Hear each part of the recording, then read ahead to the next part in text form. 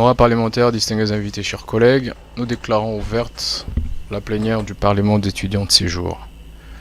Comme annoncé, nous allons commencer cette plénière avec le premier point inscrit à l'ordre du jour. Il s'agira de discuter du gouvernement d'union nationale en vue. Les consultations ont été clôturées. L'opposition a clairement boycotté, même si quelques-uns sont partis quand même.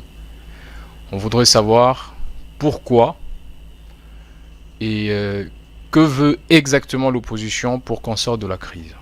Et pour en parler, nous avons le secrétaire général du parti Envol. Son Excellence, Monsieur le CG, pourquoi l'opposition en général a boycotté les consultations initiées par le président de la République en vue d'un gouvernement d'union nationale et pourquoi spécialement Envol, votre parti, n'a pas pris part à ces consultations. Vous avez la parole pour votre allocution. Honorable Président, honorables membres du Bureau, honorables parlementaires étudiants, c'est avec un réel plaisir que je me tiens devant vous aujourd'hui pour échanger sur une question brûlante de l'actualité politique du pays. Les boycotts de l'opposition politique à l'appel aux consultations et à la mise en place d'un gouvernement d'union nationale par une frange de l'opposition. Mais ici, je représente naturellement le parti Envol. Je porterai spécialement la voix pour le compte de mon parti. Honorables parlementaires étudiants, je me suis posé quelques questions en recevant ce sujet. Le tout premier, parce que ce sujet parlait d'un gouvernement d'union nationale et que ce gouvernement d'union nationale devait être naturellement la conséquence de consultations politiques initiées par le président de la République. Comment parler d'un gouvernement d'union nationale alors que, depuis le coup d'État électoral de 2023, la cohésion nationale s'est effondrée et la légitimité des institutions est contestée? Peut-on raisonnablement discuter de partage de postes ministériels à Kinshasa alors qu'une partie du territoire national est occupée par le rebelle du M23, AFC, soutenu par le Rwanda, remettant gravement en cause notre souveraineté nationale? Peut-on encore évoquer la cohésion nationale lorsque le président de la République, après avoir prêté serment de protéger la Constitution, menait il y a quelques mois, vous le savez comme moi, une campagne pour le changement de la Constitution dans l'unique but d'obtenir un troisième mandat en violation flagrante du pacte républicain issu de l'accord de Sun City?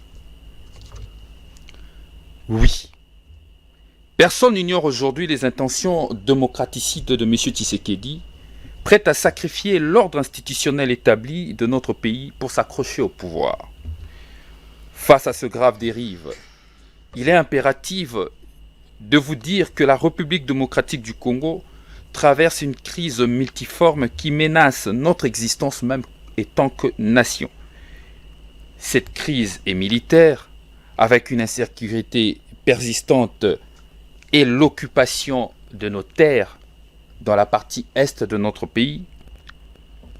Cette crise est politique, marquée par le rejet massif des résultats électoraux de 2023. Cette crise est institutionnelle, avec la mise sous tutelle de contre-pouvoirs et l'instrumentalisation de la justice et la répression systématique de voix dissidentes. À ce titre, je tiens à saluer le courage de M. Merdi Manzengo, un jeune comme nous, comme vous, président sectionnaire d'Envol au quartier Kanluka, qui est victime d'un abus de pouvoir orchestré par le vice-ministre de la Justice qui a instrumentalisé sa position au gouvernement pour régler de compte à un adversaire politique dans ce quartier, qui est un des membres d'Envol, Merdi Manzengo. Je pense aussi à un vaillant combattant avec qui nous militons, M. Jacques Ndala, qui est victime aujourd'hui de l'intolérance politique. Ce cas illustre à quel point notre État de droit est fragilisé. Dans ce contexte, il est irresponsable que le président de la République ne pense qu'à élargir son camp politique, distribuant de postes ministériels comme des appâts pour attirer des opposants en quête de ressources, au mépris de la paix et de la cohésion nationale que réclame notre peuple. Pire encore, que celui qui est à la source de cette crise se propose d'en conduire la résolution, c'est comme un malade qui ignore son état et prétend prescrire de remèdes pour lui-même. C'est pourquoi on vole mon parti. Sous le leadership du président Sesanga, le dernier espoir d'un Congo refondé, a catégoriquement refusé de participer à cette mascarade politique qui trahit les aspirations profondes du peuple congolais. Notre position est sans équivoque. Le salut de la RDC ne viendra pas d'un élargissement de la majorité présidentielle, mais d'un dialogue inclusif, réunissant toutes les parties prenantes, opposition, majorité, société civile, diaspora, mouvement citoyen, sous l'égide d'une entité neutre avec l'accompagnement de la communauté internationale. Ce dialogue devra établir les responsabilités de chaque acteur dans la crise actuelle, permettre un consensus large sur les réformes nécessaires à mener. 3.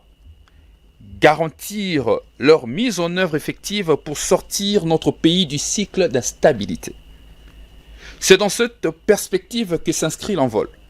Notre ambition n'est pas d'obtenir de postes, mais d'obtenir la paix pour nos concitoyens vivant dans les zones de conflit et de rétablir la concorde nationale, condition essentielle à la stabilité du pays. C'est cela le sens de notre projet de la refondation du Congo, structuré autour de 5 piliers fondamentaux. Le premier pilier, c'est gagner la paix, sécuriser le territoire et garantir l'indépendance nationale. Le deuxième pilier, unifier l'espace national pour favoriser la libre circulation de personnes et de biens. Le troisième pilier, restaurer l'intérêt général, le sens du bien commun. Quatrième pilier, protéger les Congolais grâce à des services publics efficaces. Cinquième et dernier pilier, l'accès à l'emploi par une croissance diversifiée, inclusive, rompant avec l'économie de rente. Aujourd'hui, nous sommes heureux de constater que la société congolaise tout entière, qu'il s'agisse de ceux qui tiennent des armes aujourd'hui, du pouvoir en place, de l'opposition ou de la société civile, reconnaissent la nécessité de refonder notre pays. Veuillez chuter, Excellence, Monsieur le CG. Merci, Président. C'est une première dans notre histoire. Chers honorables, que le Congolais se retrouve fédéré autour d'un projet commun pour l'avenir et non autour des individus. Voilà pourquoi un dialogue inclusif s'impose, afin de transformer cette aspiration collective en un véritable processus de changement. Honorable Président, honorables membres du bureau, chers honorables parlementaires, étudiants, j'ai dit et je vous remercie. Alors nous allons commencer la séance des questions. Nous accordons la parole à l'honorable Liévin pour son allocution. Honorable Président, honorables membres du bureau, chers collègues parlementaires, permettez-moi du haut de cette tribune de répondre à l'intervention de Monsieur le secrétaire général du parti cher à l'honorable Deli Sesanga. Monsieur le secrétaire général, il est connu de tous qu'en République démocratique du Congo, l'opposition politique est régie par un texte légal. Il s'agit ici de la loi numéro 7/008 du 4 décembre 2007 portant statut de l'opposition politique. Et ce texte légal consacre le devoir de l'opposition politique en ses articles 5 à 16. Et puisqu'il s'agit de l'article 16, lisant son alinéa 4, il est clairement dit que l'opposition politique a le devoir de privilégier les dialogues et la concertation sur les questions d'intérêt national et des résolutions des différents politiques. Alors, en étant dans cette réalité selon laquelle l'opposition politique congolaise refuse ces consultations et particulièrement l'envol qui est vôtre, nous aimerions savoir de vous s'il ne s'agirait pas là une entorse à ces prescrits légaux qui consacrent et privilégient la voie de dialogue et de concertation. Voilà la préoccupation majeure que nous avions à apporter et dont vous seul pourrez nous éclairer à propos. Nous aurons dit, honorable président. Honorable Melchisedec, vous avez la parole. Merci, honorable président. Après avoir entendu ce très bel exposé du secrétaire général, nous avons une préoccupation. Certes, l'opposition ou le parti en vol a refusé de participer aux consultations organisées par le chef de l'État, mais au-delà de ce refus, au-delà du rejet, nous avons entendu les 4 piliers qu'a cité le secrétaire général. Alors moi, j'ai quelques questions sur ces piliers. Quel est pour vous le chemin qui mène vers la paix véritable et durable dont vous avez mentionné dans votre pilier, l'un des piliers que vous avez cité? Quel est votre projet pour une réconciliation sincère et profonde? Et quelle vision portez-vous pour la reconstruction effective et ambitieuse de notre pays? Voilà les questions que nous avions à poser au secrétaire général du parti en vol. Merci, honorable. Merci beaucoup. Est-ce que vous pouvez répondre à ces 2 questions? On revient pour une autre série, question de ne pas en avoir en abondance. Vous avez 5 minutes pour ces 2 questions. Je tiens d'abord à remercier les honorables Liévin et Melchisedec pour les pertinentes questions posées après mon intervention. L'opposition doit privilégier le dialogue et pourquoi refuser? Très cher honorable Liévin, l'opposition, pour le cas de l'envol, n'a pas refusé de dialoguer. L'opposition, l'envol, a refusé par contre de s'aligner pour renforcer un pouvoir personnel au détriment de cette recherche de la paix que nous voulions tous.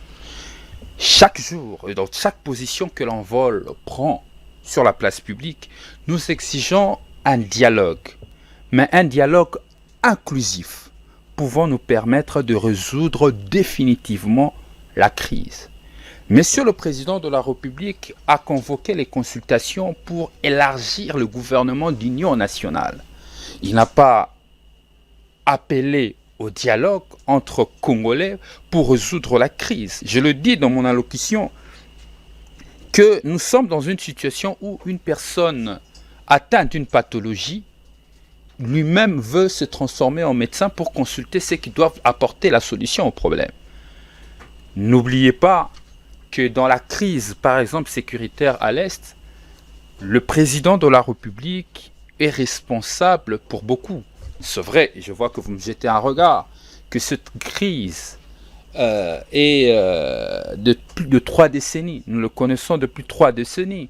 Mais il faut se rappeler, ne jamais oublier qu'en 2019, lorsque M. le Président de la République, Félix Tshisekedi, fait la passation civilisée pacifique au pouvoir avec son prédécesseur, quelle était la situation sécuritaire à l'Est? Le péché du Congo, nous n'aimons pas trop souvent évaluer. La situation sécuritaire à l'Est s'est présentée comme quoi l'ensemble du territoire national était sous l'administration congolaise. C'est vrai qu'il y avait de poches d'insécurité avec des groupes armés. Mais est-ce que cela nécessitait une opération de guerre ou une opération militaire? Ah non. Cela nécessitait une bonne politique de maintien de l'ordre public afin de rétablir et de finir avec des groupes armés. Aujourd'hui, la situation s'est envenimée, la situation s'est aggravée. Donc, c'est aggravé de suite des mauvaises décisions prises par le pouvoir Tshisekedi, qui est responsable de la résurgence, j'insiste, du 1-23 depuis 2021. Donc la résurgence du 1-23 est le fait du pouvoir Tshisekedi. Donc c'est une responsabilité que ce pouvoir doit endosser. Et pour résoudre cette crise, nous l'envol, nous pensons qu'il faut mettre tous les Congolais ensemble. Parce qu'après 3 ans, rappelez-vous, après 3 ans de cette crise, et que les options militaires levées par le gouvernement, soutenues même par l'envol, à travers plusieurs manifestations, croyant trouver la solution, l'option militaire a démontré ses faiblesses. D'où il n'est pas aujourd'hui possible de résoudre cette crise par de voie militaire. Il faut un dialogue. Mais ce dialogue doit être inclusif. Inclusif avec toutes les parties prenantes à la crise afin de retrouver la paix. C'est ça la première démarche. Retrouver la paix. La deuxième démarche, c'est de permettre de reconstruire la concorde nationale qui est effritée. Depuis plusieurs événements, je l'ai cité, le coup d'État électoral de 2023, la campagne du changement de la Constitution menée par le président de la République. Il faut reconstruire les tissus de la concorde nationale qui aujourd'hui est déchiquetée. Donc, le problème qu'on a aujourd'hui, nous voulons le dialogue. Et tant qu'opposition, et je tiens à vous rappeler que la loi portant statut de l'opposition, c'est la loi Sesanga, parce que c'est lui le rédacteur. Ne soyez pas scandalisés, parce qu'on parle aussi de la loi Bakashika. Donc, c'est la loi Sesanga, parce que c'est lui le rédacteur de cette loi. Il vous reste 2 minutes, honorable CG. Nous en connaissons la teneur. Nous ne refusons pas de dialoguer. Ce que nous refusons, c'est d'accompagner un pouvoir illégitime qui veut se renforcer au détriment de la paix et de la concorde nationale. On serait assoiffé, comme le disait quelqu'un, les opposés à Nzala. Nous serons vite en train de courir comme certains pour avoir des petits strapotins qui nous permettra évidemment de résoudre des équations personnelles. Donc nous ne sommes pas sur cette logique, nous voulons le dialogue, mais un dialogue inclusif avec des entités neutres sous l'accompagnement de la communauté internationale afin de nous donner des garanties de bonne fin. Nous, on a un projet qui est la refondation du Congo, nous y croyons. Pour que ce projet puisse marcher au Congo, il faut qu'il y ait un certain nombre de consensus pour les réformes à amener dans l'avenir. L'honorable Melchisedek qui nous pose 2 questions. Quel est le chemin pour retrouver la paix? Une très bonne question parce que depuis un moment, nous avons comme l'impression que nous sommes allés dans ce grand marché de la paix pour l'acheter à coût d'échange des minéraux contre la paix. Nous, à l'envol, nous le disons, que la paix ne s'achète pas de peur de devenir un État client. Ça, c'est Denis Sesanga qui l'a dit dans la refondation du Congo. On n'achète pas la paix de peur de devenir un État client. La paix se construit. La paix se conserve. La paix se protège. Nous ne pouvons pas penser à la paix tant qu'on n'arrivera pas à réformer effectivement notre outil de défense nationale pour la rendre un outil de défense de dissuasion crédible. Ce qui fera en sorte que les autres États, que même ceux qui sont en interne, ne puissent pas oser un jour prendre les armes contre le Congolais, c'est notre capacité à dissuader. Tant qu'on n'aura pas cette armée dissuasive, il nous sera difficile de construire cette paix et de la maintenir. Notre souveraineté est en danger, nous courons une crise existentielle, nous devons en avoir conscience. L'envol vous propose un projet. Généralement, le Congo n'en a pas l'habitude. Nous proposons un projet. Pour les 5 années à venir, construire cette paix, vous construire une armée dissuasive, capable de protéger notre intégrité du territoire, mais aussi notre souveraineté. Ce projet, c'est le projet de la refondation du Congo. Nous faisons de la question sécuritaire pas une priorité, mais une urgence nationale. Parce que lorsque généralement on parle de la sécurité, on voit l'armée, on voit la police. Mais ça va au-delà de ça. Il faut une justice véritable. Il faut des infrastructures routières. Vous ne pouvez pas sécuriser le Maniema qui est enclavé aujourd'hui. Vous avez du mal à sortir du Maniema, vous pouvez sortir du Maniema que par le voie de l'avion. Parce que quand on parle du Congo, généralement on voit des Maluku à Kitambo, des Kitambo à Gombe. Moi je vous parle du Congo, du Haut-Touélé, je vous parlerai de Kassongo, je vous parlerai du Maniema. C'est ça le Congo profond qu'il faut aller visiter. Donc la paix doit se construire, on doit nous donner nous-mêmes le moyen, les infrastructures pouvant nous permettre de construire cette paix, de la conserver et de la pérenniser. Deuxième question, quel est le projet pour une réconciliation nationale? La réconciliation nationale, aujourd'hui, parce que nous vivons une crise actuelle, il faut un dialogue, mais un dialogue inclusif, nous l'avions dit. Mais au-delà de ce dialogue, la réconciliation nationale, la cohésion nationale, la concorde nationale, nous ne pouvons pas l'avoir en violant le pacte républicain. Il faut respecter des lois.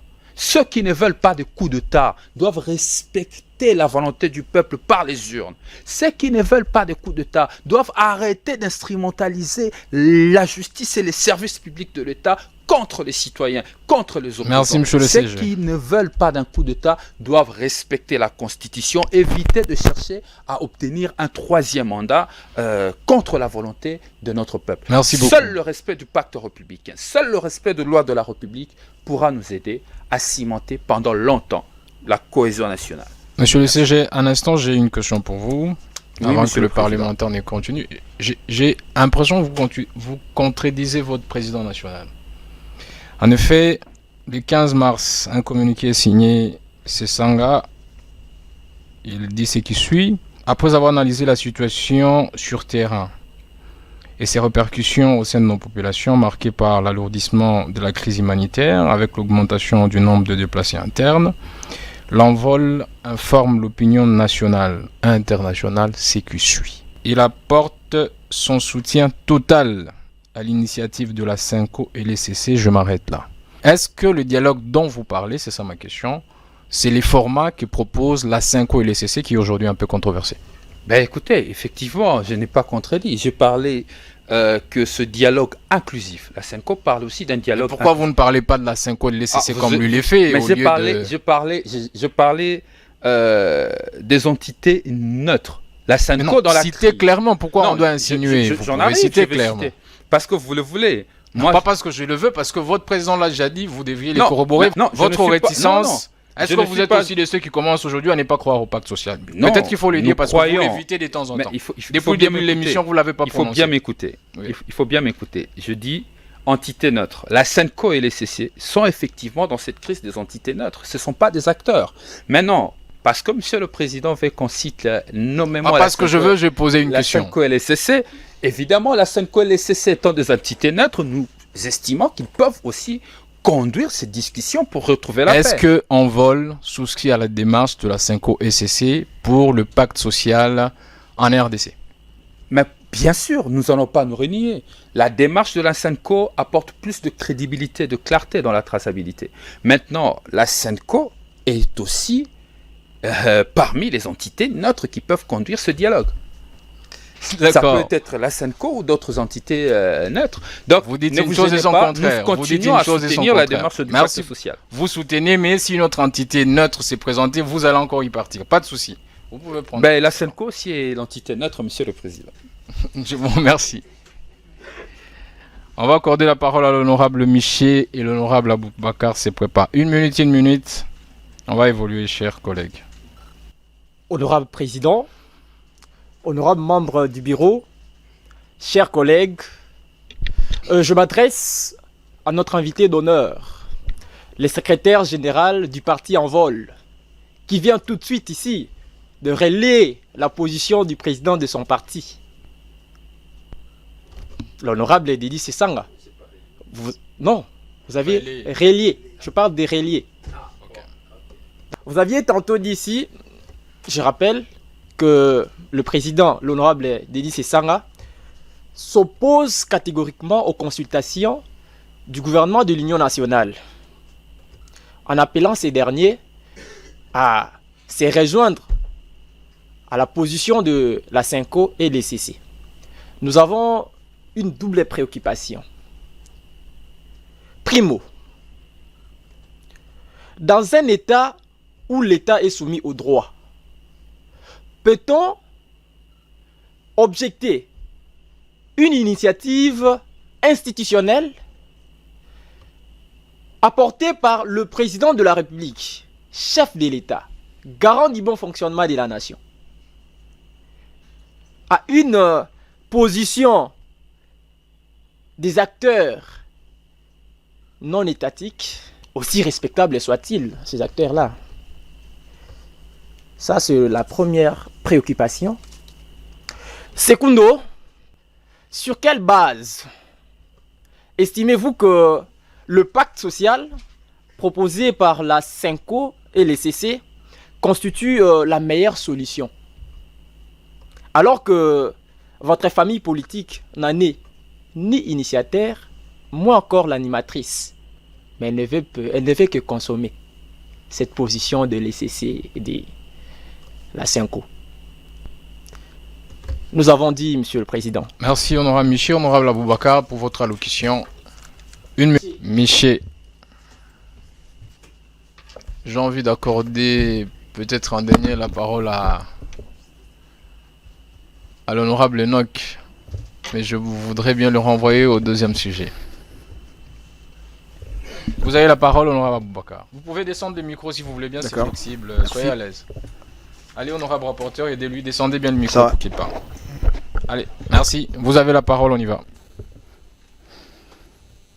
Honorable Président, chers membres du bureau, très chers invités, chers collègues, je vous salue. Merci. C'est un réel plaisir pour moi de prendre la parole pour la toute première fois dans cette plénière, afin de poser ma question. Je m'adresse donc respectueusement à notre très cher invité d'honneur, le secrétaire général du parti dénommé Envol. Nous nous souvenons, au moment des débats sur la révision constitutionnelle, l'autorité morale de votre parti, monsieur le secrétaire, avait lancé avec force les mouvements du sursaut national. Marche à gauche, conférence à droite, prise de parole médiatique, tous azimuts. Il était vraiment partout, je dirais. Il était présent sur tous les fronts. Mais depuis que notre pays est agressé, qu'une partie de son territoire se trouve bien évidemment sous occupation étrangère, le sursaut national semble avoir disparu sur la scène. Pire encore, son initiateur se trouve à l'étranger avec sa famille. Et donc, dans cet contexte, que je me permets de vous poser cette question. Vous qui êtes resté au pays, monsieur le secrétaire, avez-vous élaboré une feuille de route claire en rapport avec la situation actuelle, la situation qui traverse notre pays, la RDC? Je crois avoir posé ma question, monsieur le Président, je vous remercie. Merci, honorable Aboubakar. Vous êtes informé que M. Délis Sessanga n'est pas au pays. Et vous dites qu'avec sa famille, vous connaissez sa famille, vous? C'est pas possible. CG, vous avez la parole pour répondre à ces deux préoccupations. Merci. Bon, je crois que je vais commencer avec la fin. Avec volontiers. La question de l'honorable Aboubakar. Et puis je chuterai avec les préoccupations de l'honorable Miché.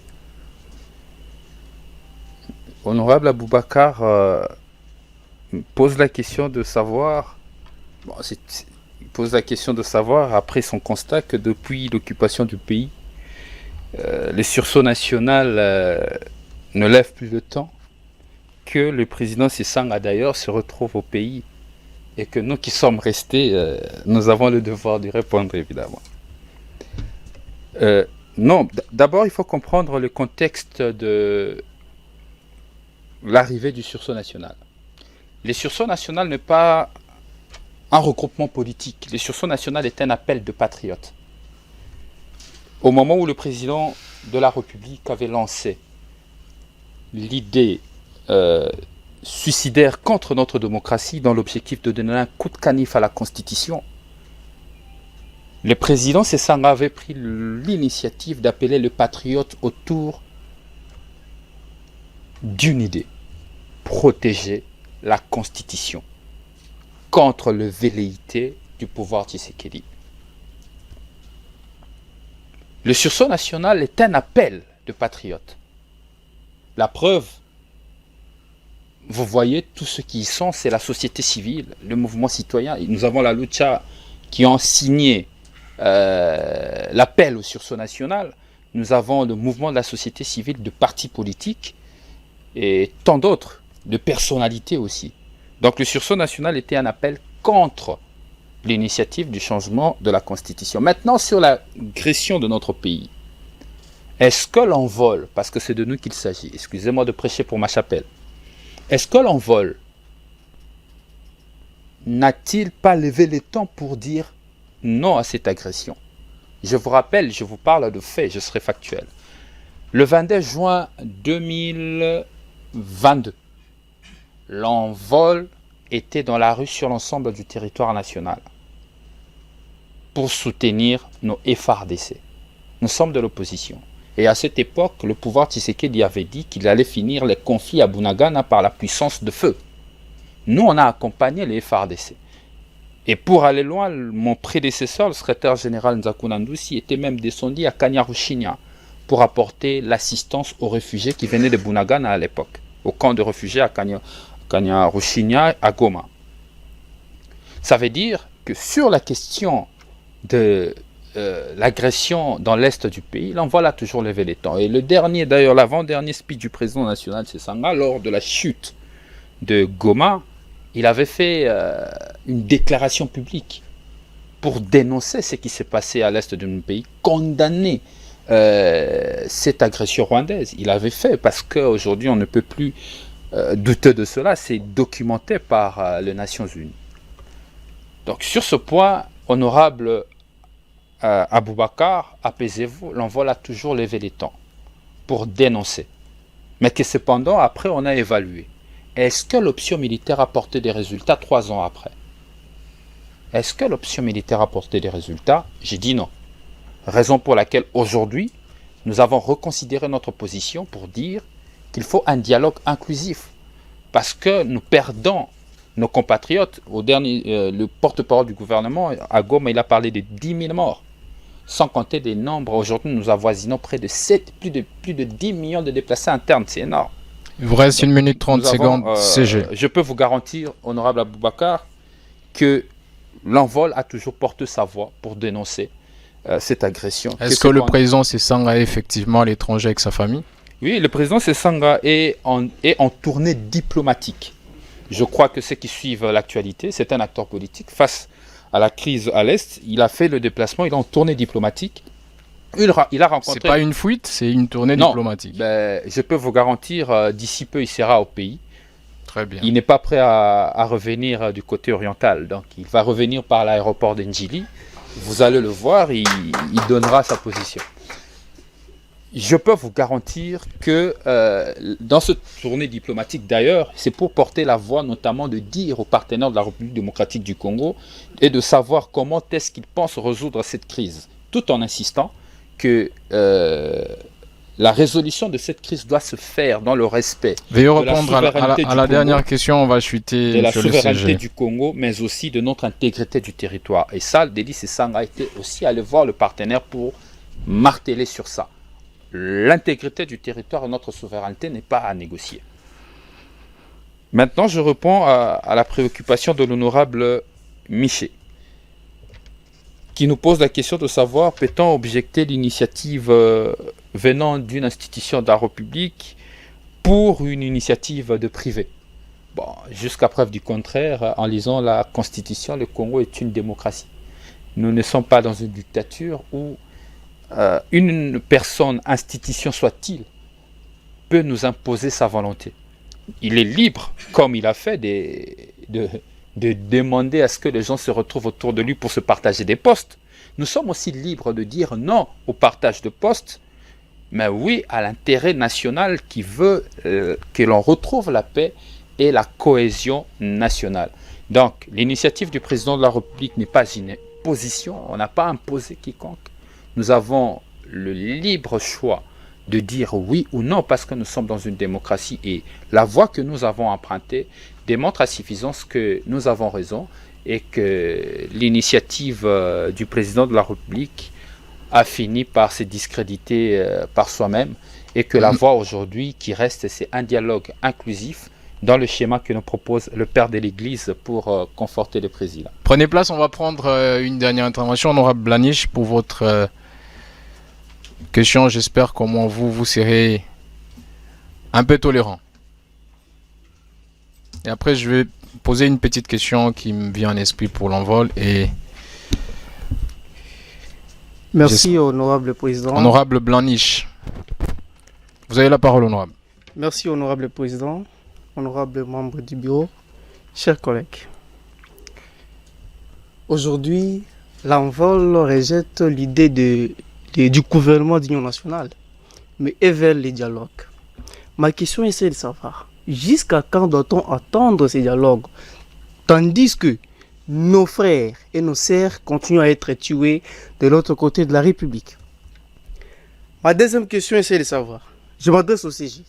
CG, comment vous vous sentez de faire partir d'un parti politique, d'une personne qui, l'autre fois, était rebelle? Lequel ignore que la personne dont j'étais le nom, l'autre fois, a participé dans le massacre de nos propres frères. Comment vous vous sentez, vous, en tant que citoyen congolais, de faire partir de son parti politique? Merci. Merci, honorable Blanich.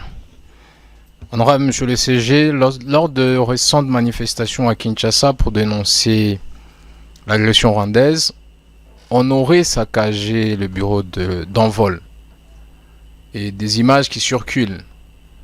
On aurait trouvé des drapeaux rwandais dans le cabinet de l'honorable Délice Sanga. Voudriez-vous bien éclairer l'opinion à ces sujets, parce que on reproche notamment à l'opposition de soutenir bien entendu ce qui se passe à l'Est pour conforter leur position de faire partir Tshisekedi. Vous avez la parole dans 3 minutes pour clôturer cette séance, monsieur le CG. Merci, honorable président, pour la parole. Je réponds directement à la provocation de l'honorable Blanich qui pose la première question de savoir jusqu'à quand il faut attendre le dialogue alors que les Congolais meurent à l'Est.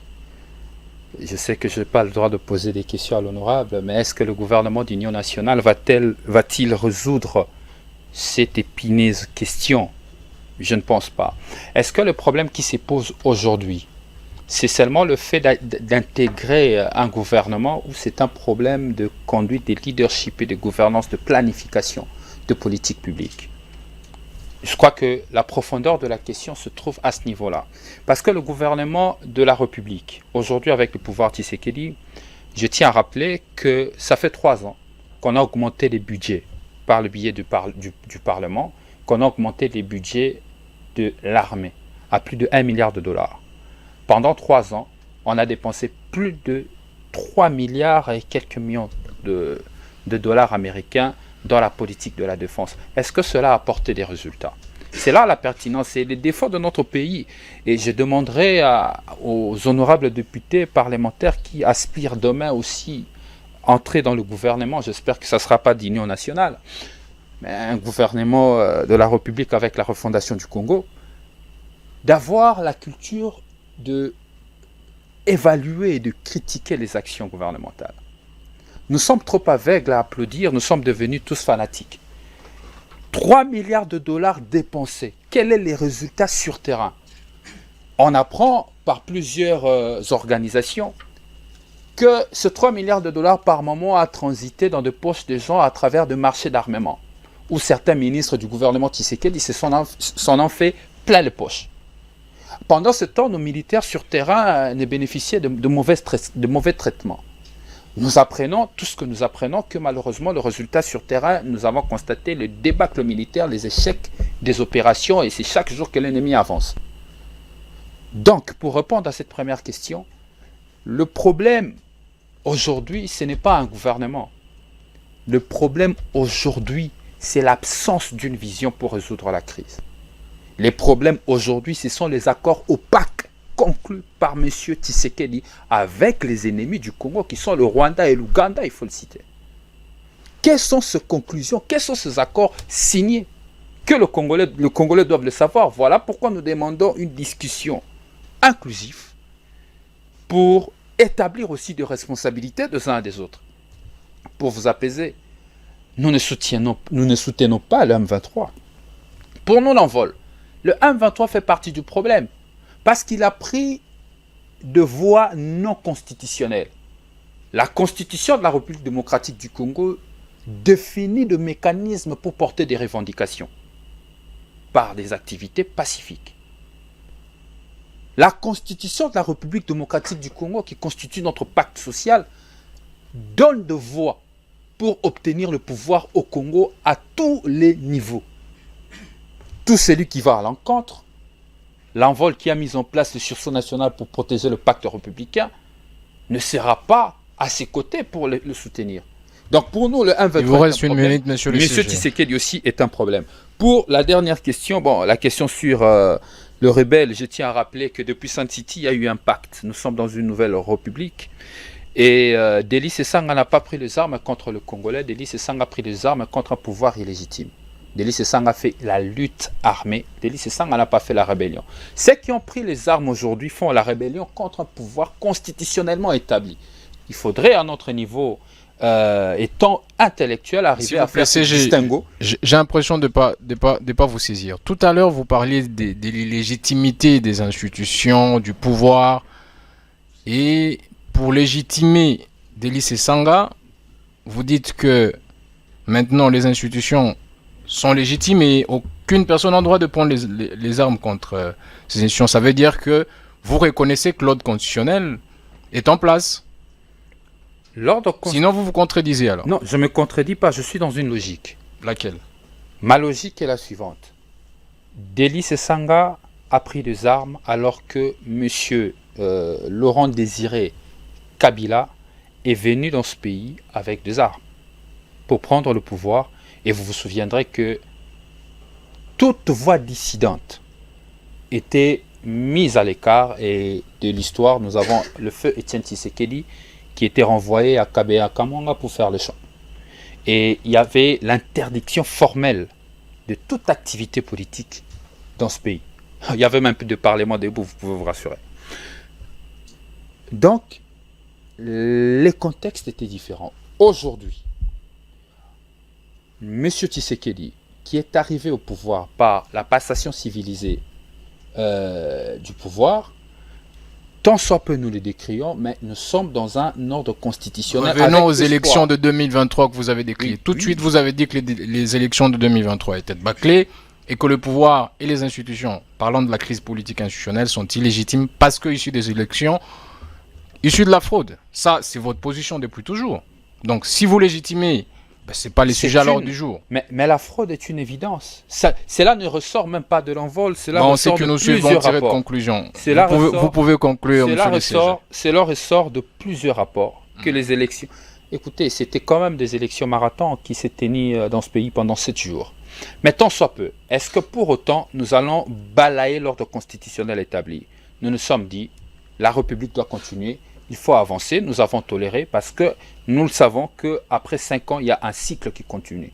Que malheureusement, M. Tshisekedi à la fin nous a démontré qu'il était prêt à faire même un coup d'État constitutionnel par les billets, soit même d'une fraude à la Constitution pour se maintenir au pouvoir. Vous avez 30 secondes CG pour chuter. Il n'y a pas de différence entre M. Tshisekedi et Corneille Nangaa parce que tous ont une seule idée, c'est de renverser l'ordre institutionnel établi. Celui-ci veut faire un coup d'État constitutionnel, l'autre fait un coup d'État militaire. Donc M. Sesanga n'a pas fait une rébellion, M. Sesanga a fait la lutte armée contre un pouvoir illégitime venu avec des armes. Maintenant, la question du président. Le président a posé la question sur l'incident au cabinet Sesanga. J'insiste que ce n'est pas le siège d'envol, c'était le cabinet d'avocats du président Sesanga, qui malheureusement était pris pour cible. Dans cet immeuble, c'est vrai que logé, il y avait une confusion, logé il y a 3 ans passés, l'ambassade du Rwanda, qui a déménagé. L'immeuble appartient à un privé. Et par ignorance de ceux que vous connaissez, sont venus trouver dans le cabinet Sesanga l'écharpe de l'envol, le drapeau de l'envol. Ils disent que bon, c'est l'ambassade du Rwanda. Dans cet immeuble, je rappelle que cet immeuble loge plusieurs entreprises privées. PPC, le Aden Award, tant d'autres entreprises dans cet immeuble sont logées. Donc le cabinet qui a été vandalisé, ce n'est pas le siège d'envol, c'est le cabinet d'avocats privé votre de Dédé autorité Sesanga. morale, pourquoi les insignes du Rwanda s'est trouvé dans son cabinet? Pas les insignes du Rwanda, on a retrouvé les insignes d'un vol dans le cabinet Sesanga. Pour ceux qui ont vandalisé dans leur idée que comme le Rwanda avait abrité ok. ses ambassades dans cet immeuble, que l'immeuble appartenait aux Rwandais. Au Rwandais. C'est un peu ok. la phobie, comme quelqu'un le disait tout à l'heure. La rwandophobie. La rwandophobie. Donc, le problème que Dédé Sesanga a aujourd'hui avec le pouvoir Tshisekedi, c'est simplement le fait pour lui de refuser catégoriquement de se compromettre. Merci D'où beaucoup, CG. il était la cible politique pendant les élections et aujourd'hui, ils sont même en train de l'attaquer dans sa vie. Non, pendant privée, les élections, lui, il chose était qui derrière n'est pas Katumbi. acceptable. C'est pas ça? S'il vous plaît. Pendant les élections, il était derrière Katumbi. Pendant les élections, oui, Comment nous vous avons dites qu'il a porté. été la cible des Tshisekedi alors qu'il n'était pas les candidats en face? Ben écoutez, il faut voir comment est-ce que la campagne électorale s'était déroulée. La pré-campagne, même la campagne électorale, vous vous souviendrez que l'IDPS s'est mobilisé à Kananga pour On a vu l'incident de l'attaque du cortège. s'attaquer à la personne du président Ça, Sesanga. nous avions suivi. Donc, nous avons fait l'objet de plusieurs brimades du pouvoir, mais qu'à cela ne tienne, nous sommes restés fermes et déterminés à pouvoir porter ce grand projet que je vous ai présenté ici avec ces 5 piliers, le projet de la refondation du Congo. Merci. J'ai dit que l'envol étant un parti jeune, il y a de l'espace pour la jeunesse congolaise. Nous parlons à l'envol pas d'individus, nous parlons des idées, nous parlons d'un projet. Donc, il y a l'espace pour les honorables députés qui le souhaiteront de venir militer avec nous, non pas pour amener